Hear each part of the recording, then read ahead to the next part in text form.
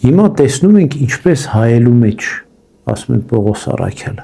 բայց այն ժամանակ պետք է տեսնենք դեմ առ դեմ։ Մարդը հոգի, միտք եւ մարմին է։ Եվ ունի մարմնավոր տեսողություն, ունի հոգևոր տեսողություն։ Հա? Մենք արդեն մեղավոր ծնվում գալիս ենք աշխարհ, ադամական մեղքով։ Եվ երբ որ մենք մեղավոր ենք ծնվում գալիս աշխարհ, դա նշանակում է, որ մեր մարմինը հիվանդանալու ընդունակ է, ծերանալու ընդունակ է եւ մեռնելու ընդունակ է, այսինքն մենք մահկանացու ենք։ Հարության ժամանակ հանդերձյալ հավիտենական կյանքում արդարների սուրբերի մարմինները ինչպիսին պետք է լինեն, չեն ծերանալու, չեն հիվանդանալու եւ չեն մեռնելու։ Ինչ տարիքով ըստ եկեղեցու սուրբ հայրն ասում են 30 տարեկան պետք է լինեն բոլոր հարուցյալ մարմինները եւ Ադամի կատարյալ վիճակում պետք է լինեն։ Ադամը 30 տարեկանում է ստեղծվել, Քրիստոս 30 տարեկանում է մկրտվել, 30 տարեկանում է սկսել ավետարանը քարոզել անմիջապես մկրտվելուց հետո, անապատի փորձություններից հետո, եւ այս տարիքը համարվում է կատարյալ տարիք։ Ադամը մինչև մեղքը գործելը չէր ծերանում, չէր հիվանդանում, կարող էր չմեռնել։ Բարու եւ չարու գիտության ծառը փորձության ծառ էր։ Ադամը պոտենցիալ ուներ անմահություն, բայց դարձավ մահկանացու։ Եթե չուտեր, ապա չէր մեռնի, կերավ մեռավ։ Հիմա եթե Ադամը չուտեր, կլներ անմահ հավիտյան ապրող, դրախտից կտեղափոխվեր երկնքի արքայություն եւ այնտեղ մահ չէր ճաշակի, հիվանդություն չէր լինի, ծերություն չէր լինի։ Ինչ որ Ադամը չճաշակեց, ճաշակելու են արդարներն ու սուրբերը։ Տեսեք, Ադամը նույն մարմնով պետք է բարձրանար գնար երկինք, չէ՞։ Հա, որովհետև անապական էր, սուրբ էր Ադամի մարմինը։ Ադամական մեղք ասելով մենք ինչ կան նկատի ունենք Ադամից ժառանգած մեր մեղքը, որ փոխանցվում է մեզ, ադամական մեղք, Ադամի վիճակը դրախտայի անկումից հետո, այս է նշանակում ադամային մեղք։ Երբ որ Ադամը դրախտից վտարվեց, անկում ապրեց եւ դարձավ ծերացող, հիվանդացող, մեռնող։ Բայց արդարներն ու սուրբերը Ադամի նախնական վիճակին պետք է գնան, ոչ թե հետագա վիճակին, ոչ թե անկյալ մեղավոր վիճակին, այլ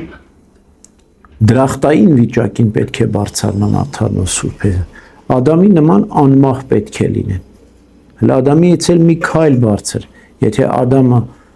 միայն անմահությունը ուներ նախնական վիճակում, պոտենցիալ վիճակում, ապա արդարներն ու սուրբերը արդեն անմահ են լինելու, չեն էլ կարող մեռնել, չեն էլ կարող ծերանալ, չեն էլ կարող հիվանդանալ, բայց նույն մարմինը պետք է նորոգվի։ Սուրբ Գրիգոր Տաթևացին եւ Նարեկացին հետեւյալ կերպ են նկարագրում արդարների մարմինները եւ մեղավորների մարմինները։ Արդարների մարմինները ուժեղ պետք է լինեն։ Արդարների մարմինները լուսավոր պետք է լինեն, ասում են։ Ինչպես Քրիստոս այդ հատկությունները ինչպես ցույց տվեց պայծառակերպության ժամանակ, այնպեսի գեղեցիկ էր իր մարմինը, այդքան լուսավոր էր, որ արեգակը իր ճառագայթներով կնսեմանար Տիրոջ մարմնի այդ լույսի առջև։ Արդարների մարմինները որտեղ որ ուզեն, այնտեղ կհայտնվեն։ Քրիստոս ինչ արեց, ջրերի վրայով քայլեց, փակ դռներով մտավ, կնքված գերեզմանով դուրս եկավ, կույս մոր որովայնից դուրս եկավ, կուսությունը չխախտեց։ Այսինքն այս բոլոր հատկությունները, ինչ որ Քրիստոս ուներ, արդարները պետք է ունենան հանդերձյալ կյանքում, սուրբերը, հա։ Իսկ մեղավորները դրան հակառակ, ծանր, խավար, ասում եմ մսե բլուրների նման պետք է հարություն առնեն։ Եվ ասում եմ, երբ որ տեսնեց, ճանաչելու է ճակատին կամ իր ամբողջ արտաքին կերպարանքի վրա, դրոշվելու է իր մեղքը։ Այն մի հեքիաթ կա է, մի մուլտիկ կա, Հայելին։ որ հայելին պատտվում է բոլորին ցույց է տալիս, ասում է հարբեցող է, կաշարակ էր, բասարկույա,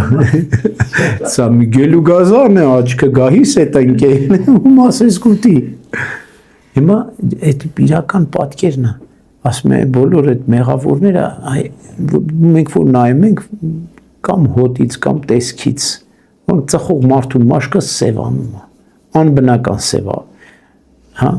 աշխատողով մարդու մաշկն էլ է սևանում, բայց ինի բնական արևի տակ վառված սև է, արևահարված է, բայց ծխող մարդու մաշկը ցույց ներսից սևանա, կամ խմող մարդու մաշկը կարմրում է, հա, հա, եւ այսպես բոլոր մեղքերը արտահայտվում են մարդու արտաքինի վրա, երևում են, ճիշտ եւ այդպես ավելի ահավոր, հələ այստեղ երևում են, բայց դեռ վերջնական չի, բայց հավիտենական դատաստանից հետո մարդու մարմնի վրա ամբողջ իր կերպարը պետք է տպվի։ Եվ ասում է կաշառակ էր, նայելու են ասել կաշառակ էր։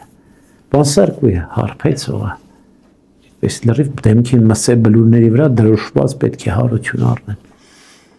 Բոլորը պարտադիր պետք է մահանան նոր հարություն լինի։ Այո, իհարկե։ Մեռնելու օրինակ ասենք դերեն չէ որ բացածել անգիրը։ Մենակ երկու հոգի են Եղիան ու Ենովքը։ Անգամ Եղնան ու Ենովքն էլ պետք է գան մահանա։ Ներից պետք է սպանվեն, հետո ներին պետք է սպանի Քրիստոս եւ այդպես իրենք էլ պետք է հարություն առնեն, որտեղ Քրիստոս հարյավի մեռելոց մեռավ եւ հարություն առավ, այդպես էլ բոլոր մարդիկ պետք է մեռնեն եւ հարություն առնեն։ Բոլորը մի ակնթարթ Պողոս այնտեղ Պողոս Արաքյալը խոսում է, այնտեղ իհարկե մի քիչ նրբություններ կան, դժվար է մեզ հասկանալ, բայց բոլորը պետք է մեռնեն ու հարություն առնեն։ Ով էր ողջ եղած կլինեն այդ պահին, իքը թելական մի ակնթարթ, ինչպես ասում են եկեղեցու սուրբ հայրերը, մի ակնթարթում մեռնեն հարություն կառնեն։ Էլ չգիտենք, մերեք չքնենք այդ մանրամասները, որտեղ աղջանաբանական հարցեր են, մեզ է պետք էլ չի։ Եթե մենք կհասնենք այդ օրվան ու Քրիստոսի գալուստը ողջ կդիմավորենք, եք տեսնենք, եթե չէ մեռած կդիմավորենք, ուրեմն հարուցյալ մարմիններով կդիմավորենք, էլի, չգիտեմ, կերևա։ Բայց որ արդարների մարմինները նորոգվելու են, իսկ մեղավորների մարմինները ավելի ապականվելու են, եւ ասում է արդարների երանությունը որն է երկինքի արքայությունի մեջ, որը բոլորինը հավասար միատեսակ վարձքով տարբեր են։ Մեկը շատ վարձք են, Գրիգոր առաքյալները բարձր վարկ։ Մենք էլ Գրիգոր Լուսավորչի փեշերի տակ կհավաքվենք, մի բան կլինի, էլի։ Ուրեմն, բայց մի բան նույնն է բոլոր արդարներին, որն է Քրիստոսի տեսությունը։ Բոլոր արդարները Քրիստոսին են տեսնելու։ Եվ մի բան նույն է բոլոր մեղավորների, որն է որ չեն տեսնել Սատանային են տեսնելու։ Ներին չէ, սատանային։ Ասում է, եւ իրանք համաձայնվեն հավետյան դժոխքում տանջվել, բայց ներին չտեսնել Քրիստոսի տեսությանն արժանանում, բայց հնարավոր չի։